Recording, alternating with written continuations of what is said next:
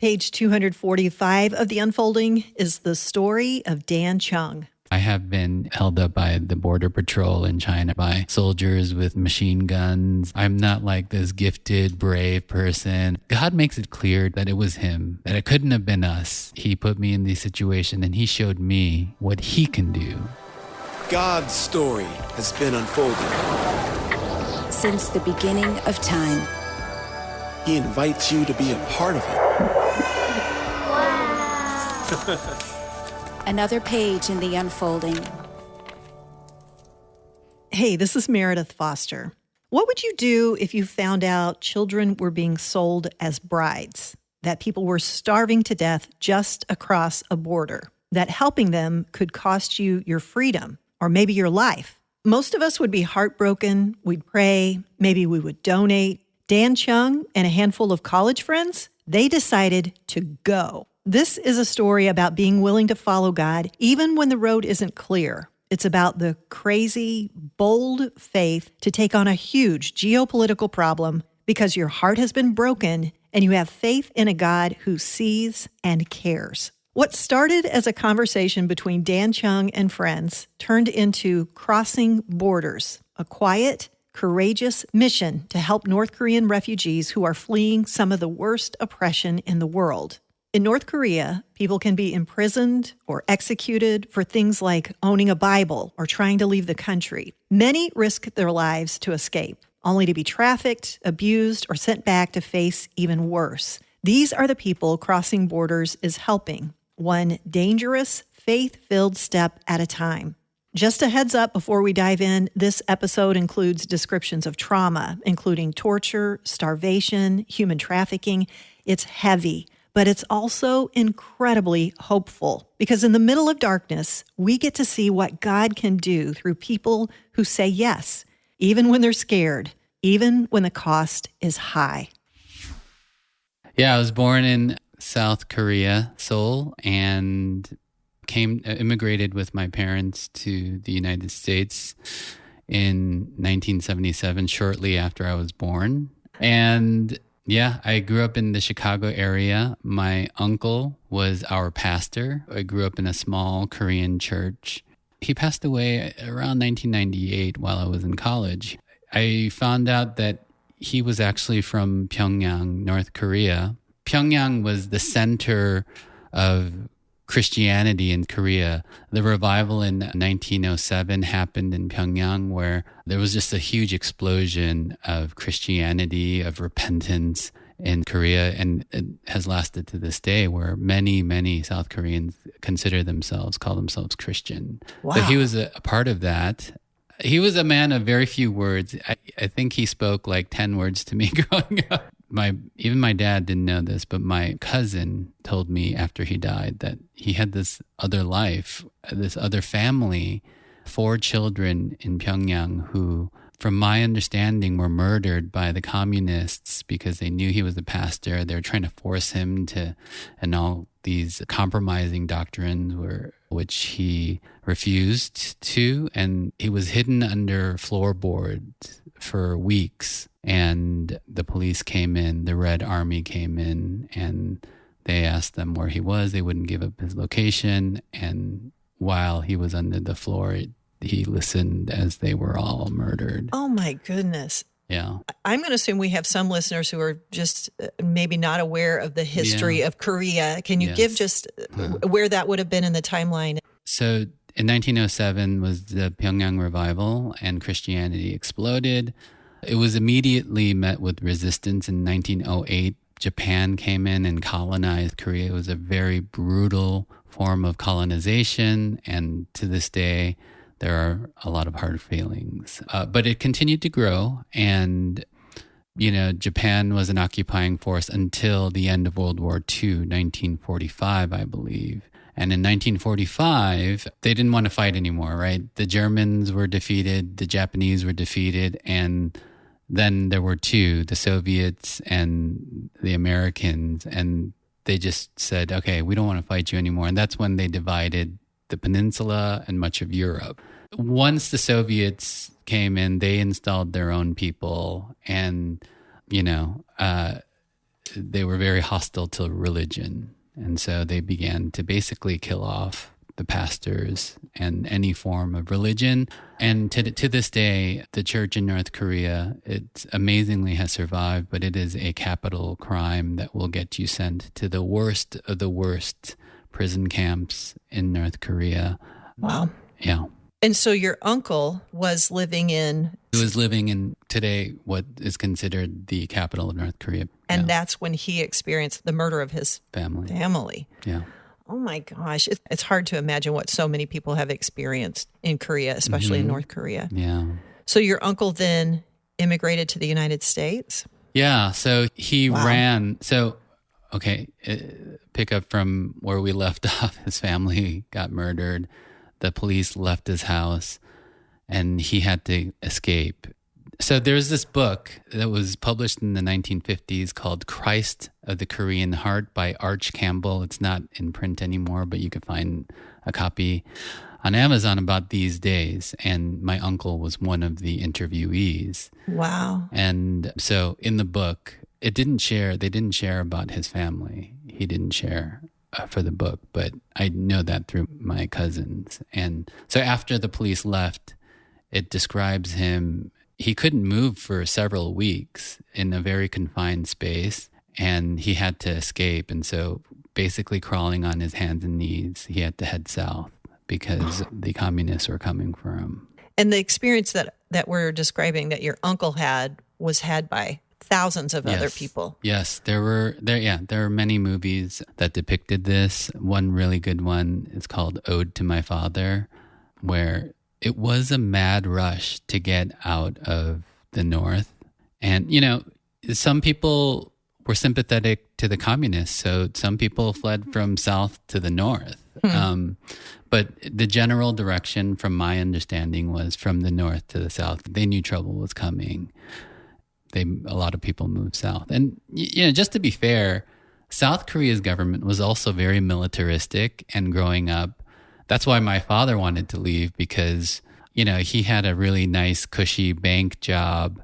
So my father told this story where he was working at this bank. This must have been the 70s. And, they didn't have air conditioning. And there was some big military parade going through the street where his building was on. And they wanted all the windows closed for this parade. They wanted it to look perfect. And his manager was like, it was boiling. It was in the middle of summer, and I'm going to open the windows. They saw the windows open. They caught his manager. He disappeared for 2 weeks and came back. And my dad was like, this guy was never the same. And at that moment, my dad said, I won't raise my kids in this environment.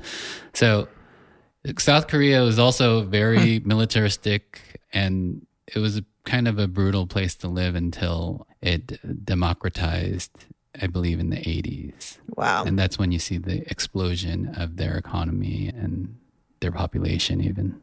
So your family immigrates to the U.S. Yeah. You were 3 months old. Mm-hmm. But faith was obviously a part of your family from before your birth. Well, actually, no. My parents became Christians in America. Oh, really? Yeah. Oh. And that is kind of the story from a lot of Korean Americans. We have a very high population or percentage of Christians in our community here in America. I think it's as high as 80% at one point. Wow. And Korean culture is very specific. There's it's very Confucianistic, and so give respect to your elders and things like that. And Koreans just don't fit in the normal everyday American culture, or they felt that way, and they formed their communities through these churches. And that is how my parents became Christian. And that's how I became Christian as well. Yeah. So what was faith like for you growing up? You were in your uncle's church. Yeah. Yeah. Was it personal? I don't know how to say, personal versus maybe cultural.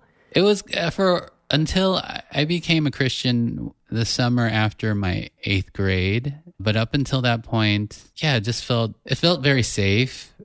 The church environment, growing up in the 80s, even in the Chicago area, people weren't very culturally sensitive or anything like that. So it was a safe haven for me and all of my friends growing up. And in 8th grade, I went to a retreat and I accepted Christ as my Lord and Savior, and it really did transform me. Were you aware? You mentioned that you didn't know your uncle's backstory until he passed away. Yeah.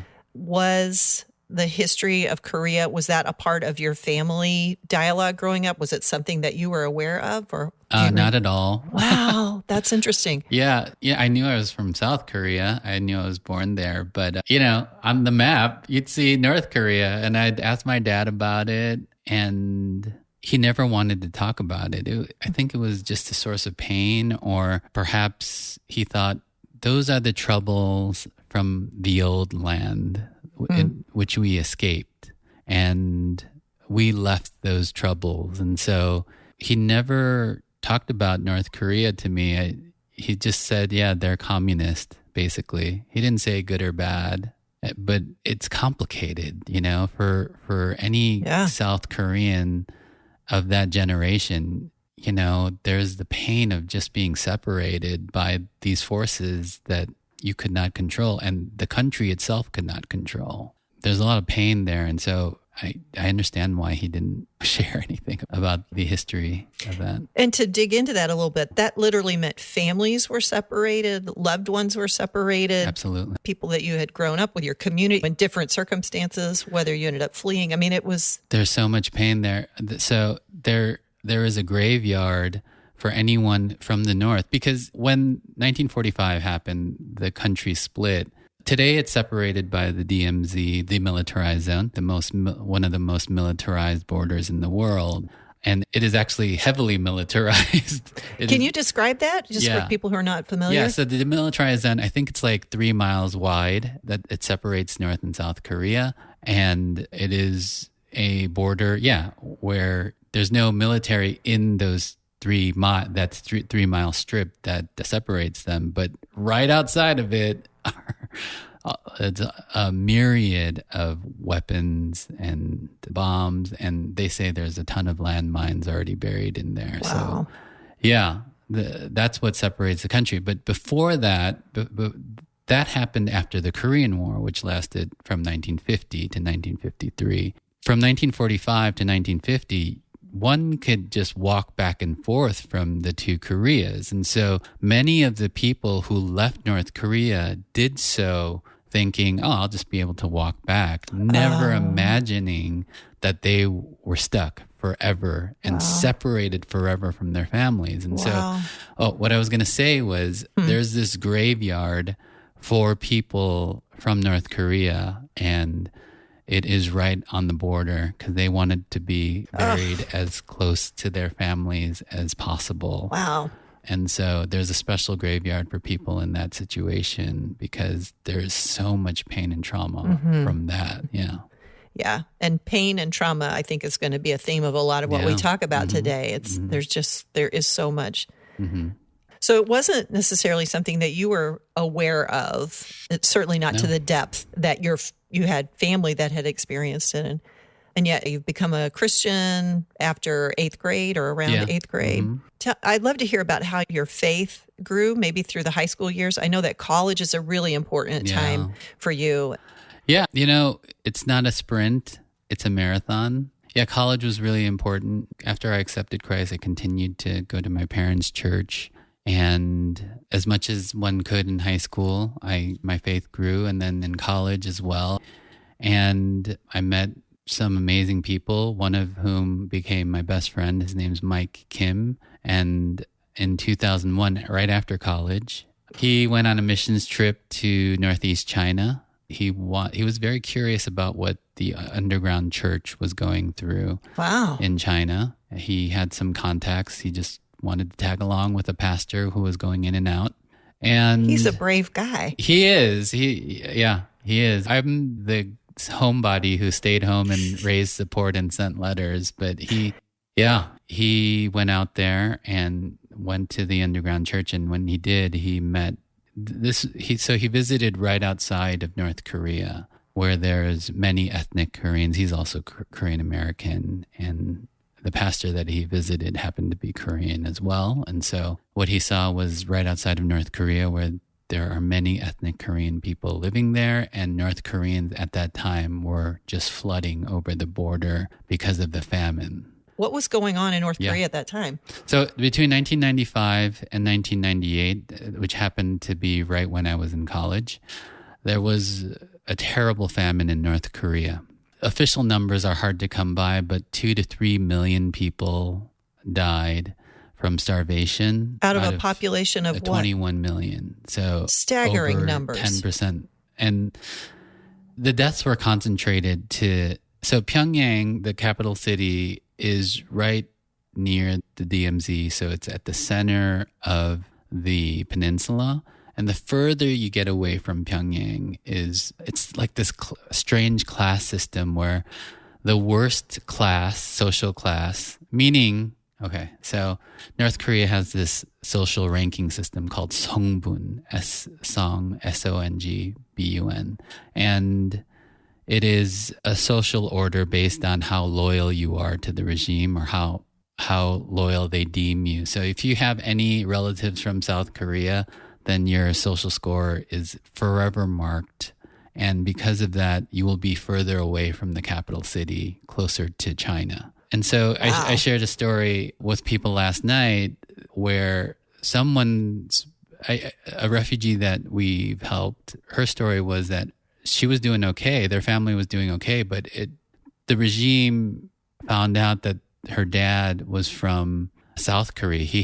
He'd moved from the south to the north, which you would think that would be considered a noble thing, but because he was from the south, his social score was docked and they were relegated to the edges of their society. Wow. And because of that, so Pyongyang was okay during the famine. They were still hurting, but most of the deaths, as you get further and further away from the capital city, were extreme. So 10% of the total population was 3 million or whatever, 3 million. But that was concentrated right along the border. And that is why people said, okay, I'm going to die if I stay here. I have to cross over into China, which is an act of treason. Risking death. Yeah.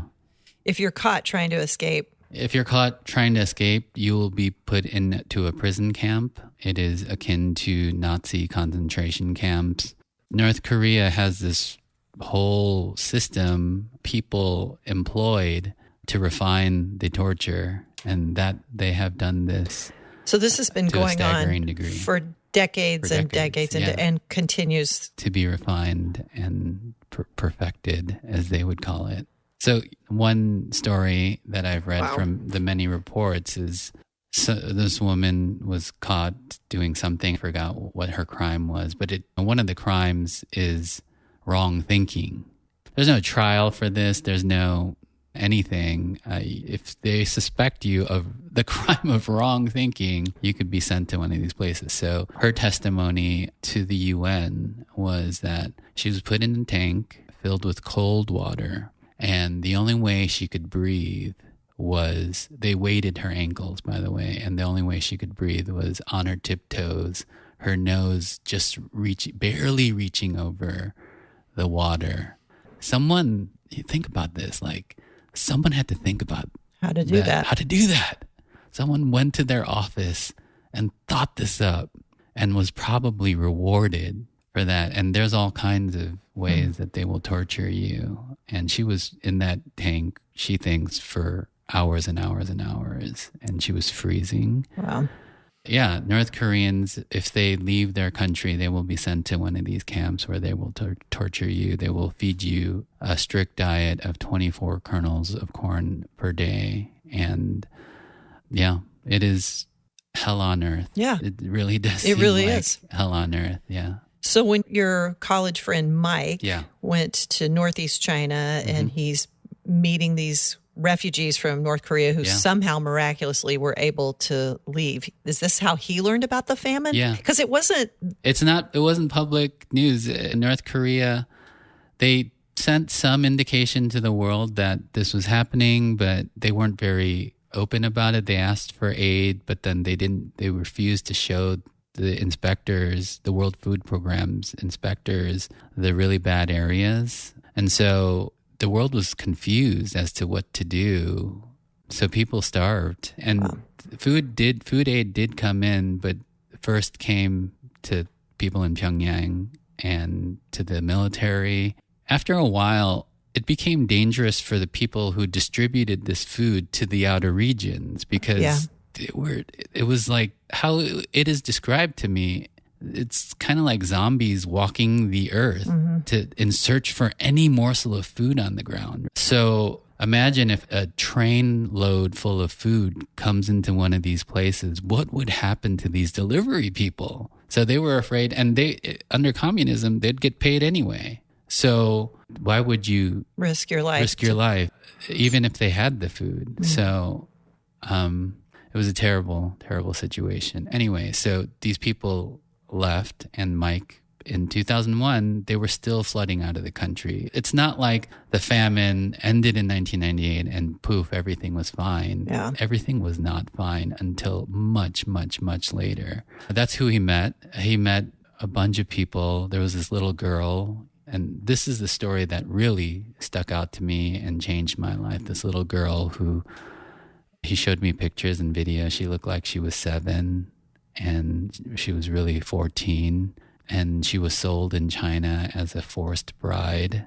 China has a gender disparity because of the one-child policy. There's about 40 to 50 million more boys than girls in the country. And so they need to import women somehow. And so it was the perfect storm of circumstances, because when North Koreans go into China, they are given no human rights. It's actually legal to murder a North Korean in China. If you're able to do whatever you want to a person, and there's this financial benefit that comes when these vulnerable people, they have value, not, they have value because they're human beings made in the image of God, but because many of them are women. 70% are estimated to be women. 80% of those women happen to walk into China and get sold.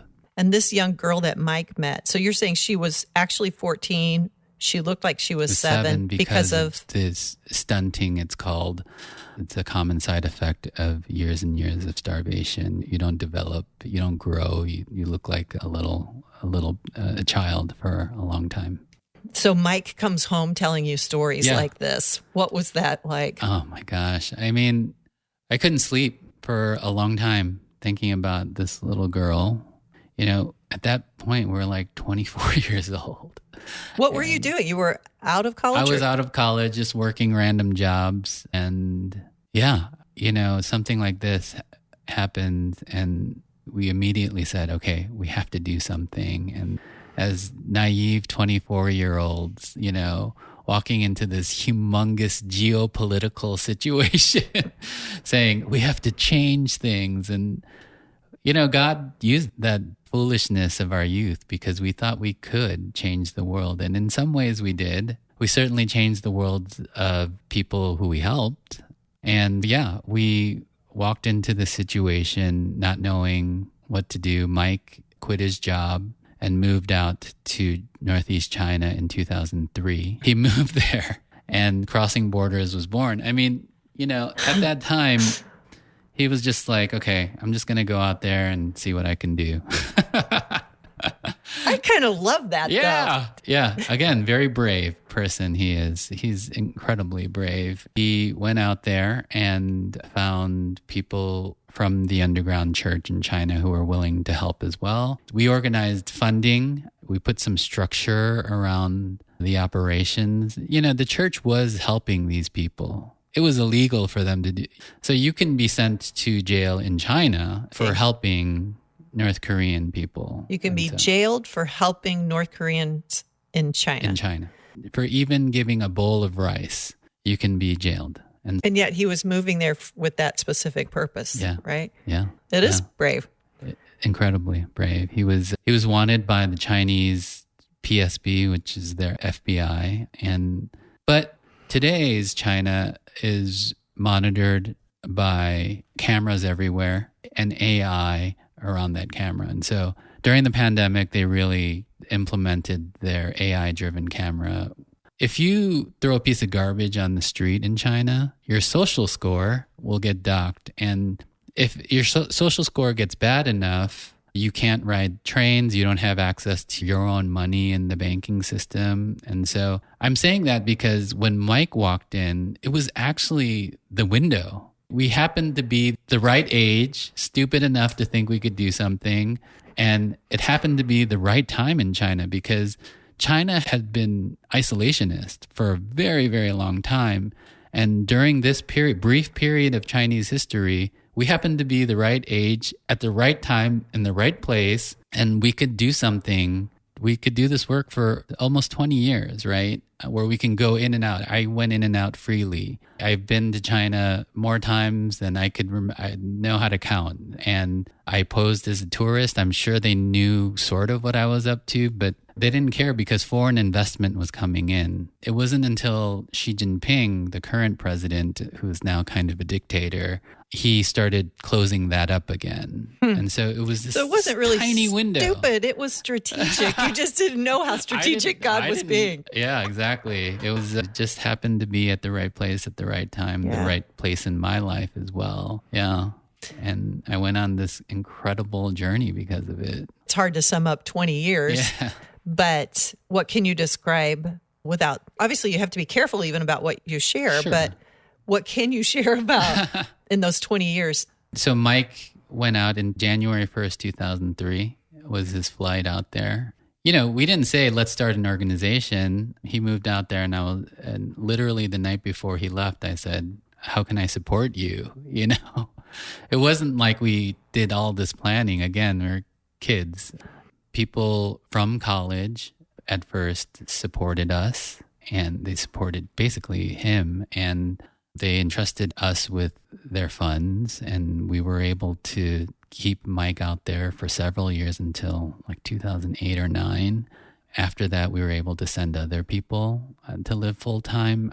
When Mike first went, you were working and you had another career, I assume. When did you transition to being full-time crossing borders? Yeah, in 2012, I was working at CBS Radio in Chicago as a producer, assistant producer there, and I loved it. But crossing borders, at that moment, we were dying a slow death.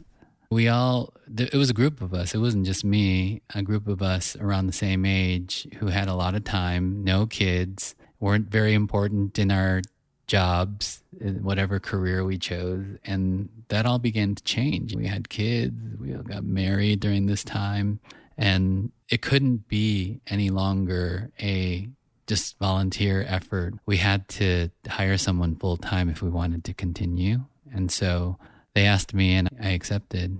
And since then, what's your role been primarily? Most of my job has been to organize the efforts, not only in China and now South Korea, but here in the U.S. with fundraising and things like that. You know, if I were to sum up my time, it's such a privilege to be able to help people in such a meaningful way, right? I mean, you come out of North Korea and you realize, oh, Kim Jong-un, Kim Il-sung, Kim Jong-il, they're not gods. That's what the propaganda teaches them in North Korea, that they're godlike figures. You come out of that and you realize, I've been lied to. My whole life is a lie. It's amazing because you are hungry for something. The human heart, what they don't say is, now I don't want to believe in anything. I don't want to believe in any institution. That's sort of the Western approach, but they're incredibly hungry for some truth. So to share the gospel with people in that circumstance, in that situation, I mean, for me, that has been the most rewarding and privileged thing that I have done in my life. Dan says the most rewarding thing he's ever done is share the gospel with North Korean refugees, people desperate for hope and truth and healing. The work is dangerous, even life-threatening, but Dan insists he's not brave. So how do you keep stepping into situations that terrify you when courage doesn't come naturally? I have been in dangerous situations as well where I've been held up by the border patrol in China right along the North Korea border by soldiers with machine guns. And I'm not a brave person. Trust me, ask my wife. When rodents come into our house, I'm hiding behind her. And so I'm not a brave person. And yet God put me in these situations, and he was the one who gave me courage. He was the one who gave me the strength. That's another thing, that I've learned through my walk and through my life is that God makes it clear to us that when he wants, that it was him, that it couldn't have been us. It couldn't have been my own strength. It couldn't have been my own courage. It couldn't have been any of that. He has made it abundantly clear. And that is why maybe he has used me because, I'm not like this gifted, brave person or whatever. I feel like I'm a normal guy from the suburbs of Chicago. And yet he put me in this situation and he showed me what he can do. And I didn't show God what I can do. I have nothing to offer to him. And so, yeah, all of the people who've been privileged to be a part of this work, I'm sort of the spokesman for all of us, and all of us count it such a rich blessing to be a part of this work because, man, we were able to share the gospel with these people and help in whatever way we possibly could.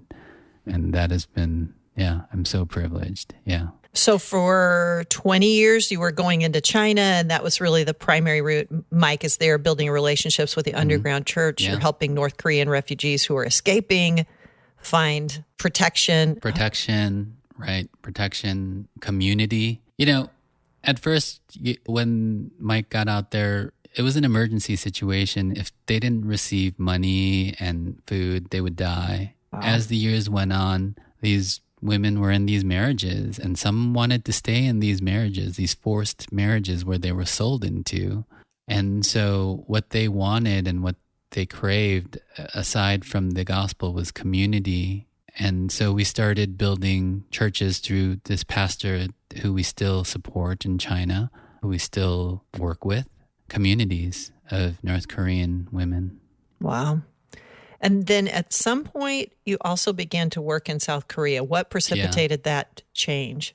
Well, we didn't know when Xi Jinping came into power, it was in the late 2010s, and the writing was sort of on the wall. We didn't know how long we could last out there, and we thought we had a lot to offer as far as our skill set and expertise of helping these people. In 2017, 18, we began to pray about starting operations in South Korea. We didn't know that China would be on lockdown as it is to this day. We didn't anticipate that. Because of COVID? Because of COVID, after that during COVID, that's when they really implemented their AI stuff. The cameras you're talking about. So everything is being watched. Every inch of China that you can possibly go to, maybe in some parts of their wilderness, they don't have cameras, but basically everywhere any person would go in China, you would be watch, and there's AI that can identify you right away. Wow. And so we didn't know that was happening, but we did feel a sense that we should expand our operations to South Korea. And 2020 was the target year, and we actually did start our operations out there, as difficult as it was. And so for the women in China, estimated to be in the hundreds of thousands at this point. North Korean refugee women? In China. A lot of them want to leave and have left. There's about 38,000 of them in South Korea, men and women, mostly women. And we've known lots of people who we've helped in China who've moved to South Korea. It's called the Modern Day Underground Railroad. So you can't just move from China to South Korea. You can't get on the plane usually. You have to go to Southeast Asia, where China borders Laos and Myanmar, and you have to, through mountainous terrain. You can't find safety in Laos or Myanmar. They would send you back to North Korea. So there's like this 100-mile strip of land where you basically have to sprint through a mountainous path. They're drug trails. This is to reach Thailand. So this is what a North Korean refugee who's made it into China, in order to actually get to a place of freedom, Yes. they would have to escape China. Escape China. Oh my gosh. Yeah. And without identification, first getting through China is challenging, I'm even sure. before the AI stuff happened. And then after that, you'd have to cross into, it's usually Laos right now. And, from their time in North Korea, from their time being cooped up in forced marriages, it's not like they can work out to prepare for this. It's an ultra marathon. People in America do this for fun to challenge themselves. No, this is for their lives. And so I assume there are many who don't survive. So Crossing Borders does not do this type of work because of the dangers involved. There's other organizations that do. That help them escape? Help them escape. Wow. So yeah, I don't know. I'm sure there are people who don't make it through. There have been many documented cases where the people get stuck in Laos and be sent back to North Korea. Yeah. Wow. From China, to get out, you have to go through Southeast Asia, run an ultra marathon through mountains, and then finally in Thailand, you're free. Wow. And then you get to South Korea, where the South Korean government has been very generous to these people. Under the South Korean constitution, all Koreans, North and South Koreans, are considered citizens of South Korea. So after an interview, a rigorous interview by their FBI, if you're not deemed to be a spy, then you are granted citizenship right away. They give you $20,000, the equivalent of $20,000 US, depending on your family situation. They give you housing subsidies, job training. South Korea, because I go there a lot for work, it's incredible. I love it there. It's so modern. There's all kinds of modern conveniences that we don't have in the United States. And you would think that they're doing well, but they're not doing well, right? Because finally, they're in a place where they can sit and think, and where their thoughts turn to are not, oh, how great is this freedom? It's all of these memories, the torture, the starvation. Some have witnessed cannibalism. Some people tell us, I've done horrible things to get here, and the guilt eats away at them. Some people have family back in North Korea who are still suffering, and for one reason or another, they can't get their family out. So there's all of these guilt associations with their freedom now, and as well the trauma comes rushing back. And I talked to a medical professional in South Korea who focuses on this population, and she says if you meet 100 North Korean refugees in South Korea, 100 of them will be taking sleep medication because you just can't sleep because of these thoughts. And so yeah. When I heard you speak last night, you shared a couple of things that were just staggering to me. One was just talking about nightmares and the sleep deprivation and all of the shame that many carry, and that results in a staggering suicide rate. Yes. So South Korea, out of all of the OECD countries, the developed countries of the world, has, if not the highest, the second highest suicide rate. South Korea does, not North Koreans. South Korea does. But when a North Korean refugees get to South Korea, their suicide rate is double. I think the suicidal ideation percentage in South Korea for South Koreans is 4 to 6%. Wow. And it's double that for North Korean refugees. Yeah. Which is heartbreaking, because you think after all that they have been through, to finally be in a place where they are free and they can have a life maybe that they imagined, but to carry such trauma. Yes. And that's part of what Crossing Borders is doing. Yeah. So we're working with this great organization here from the U.S. I don't know if I could mention their name, but we're working with them to come up with some sort of trauma protocol specific to North Koreans.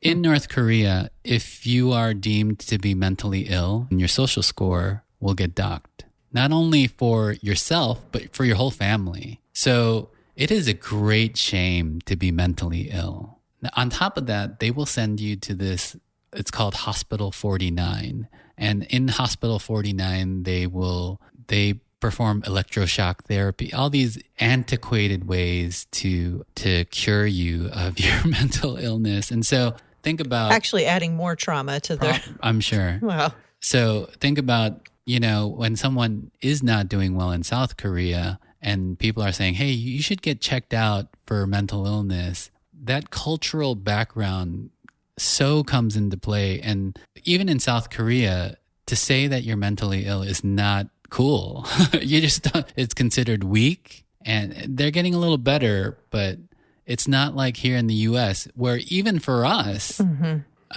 this has been a recent trend of focusing on mental health, and there are good and bad things about that. But so they're way behind, especially in treating the mental health and trauma of these people. I don't think the world has really seen that. I think the only, again, thing that I would compare it to is the Holocaust and Holocaust survivors. And if you talk to them, there are many instances where trauma is passed down from generation to generation. And if we don't do anything about it now, I think it's going to continue.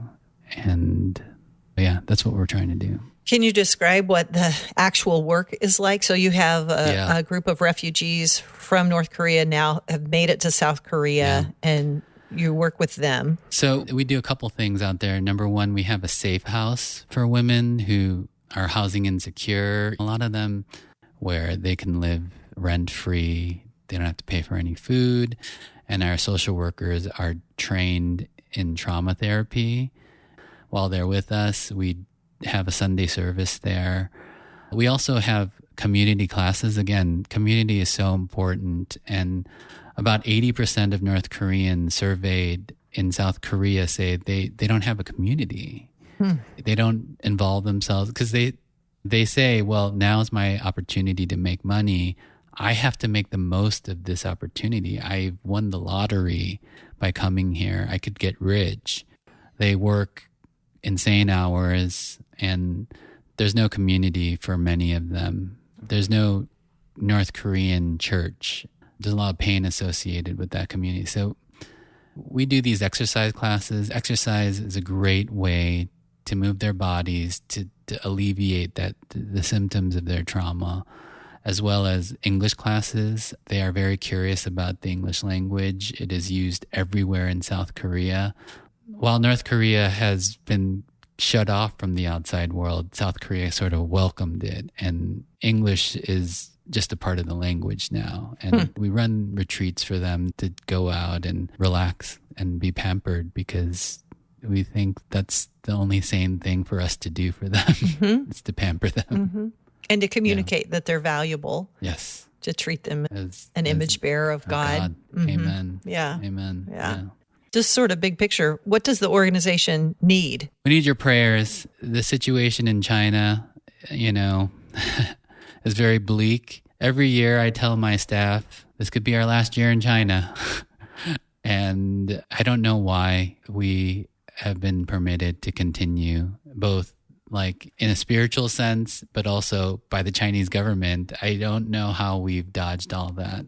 So you still have staff there? We still have staff out there doing their thing.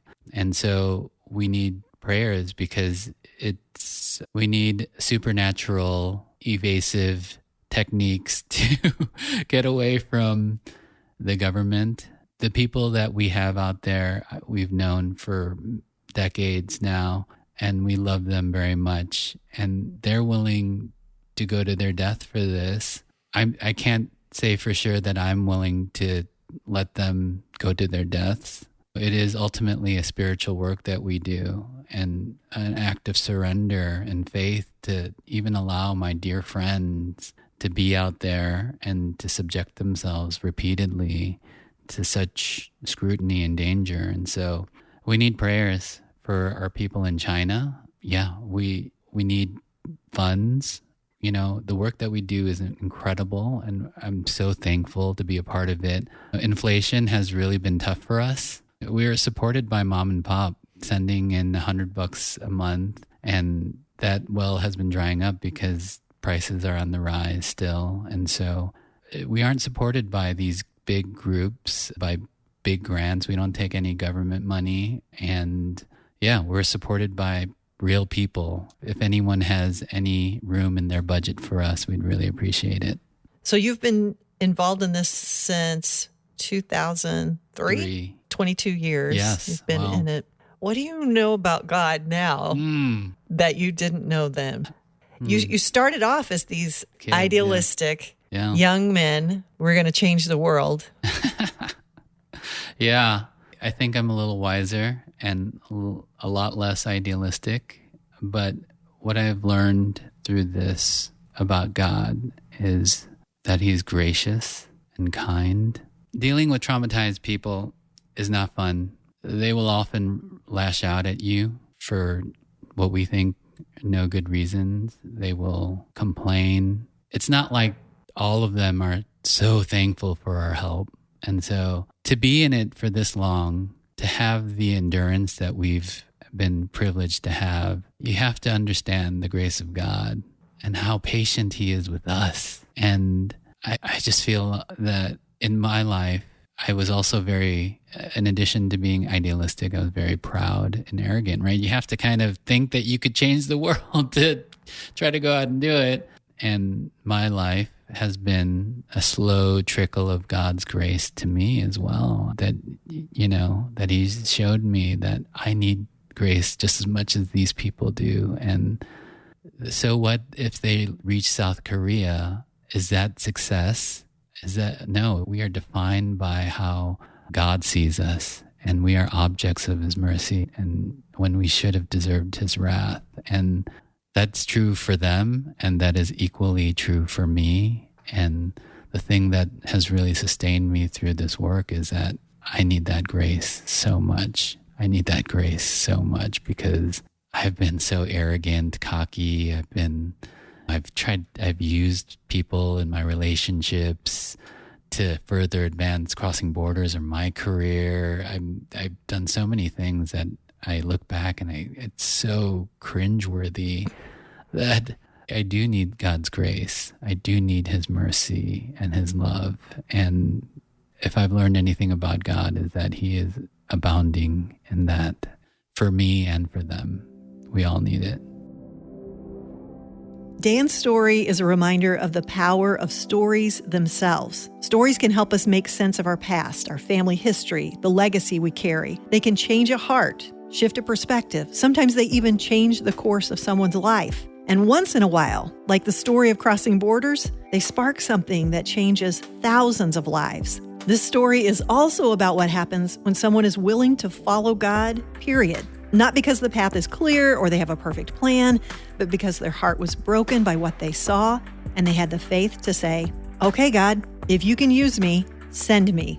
Maybe you felt even a flicker of that before, an ember of an idea or a calling to make a difference. If you have, I hope Dan's story has thrown a little gasoline on that ember. At The Unfolding, we believe our stories have power, not just to inspire us, but to move us to action. Your story, Dan's story, the stories of North Korean refugees. When we hear these stories, we don't walk away the same. And maybe we aren't meant to. Dan says one of the most important things you can do to help people is tell their story. That's part of Crossing Borders' mission, to raise awareness. And you can help by learning more, sharing what you've heard, and inviting others into the story. You'll find resources, ways to give, and ways to pray or even go and serve at crossingbordersnk.org. You can also connect with Dan and the team through their website. They're on Facebook and Instagram. Links to all of those are in the show notes. A few more things to check out. Dan has a book coming out next year full of stories from the people that they've helped. Mike Kim, who helped launch Crossing Borders, he also wrote a powerful book. It's called Escaping North Korea, and that is available. We have linked to it in the show notes. Thanks so much to Dan Chung for sharing his story. And thanks to the team that helps make every episode of The Unfolding possible. Michael Shermack, our producer and network director, Jason Rackow. The Unfolding is a production of Faith Podcast. You can find more great stories at myfaithpodcast.com. Thanks for listening. And don't forget, your story might be the next one that God unfolds in an extraordinary way. We'll be back next week with another page of The Unfolding.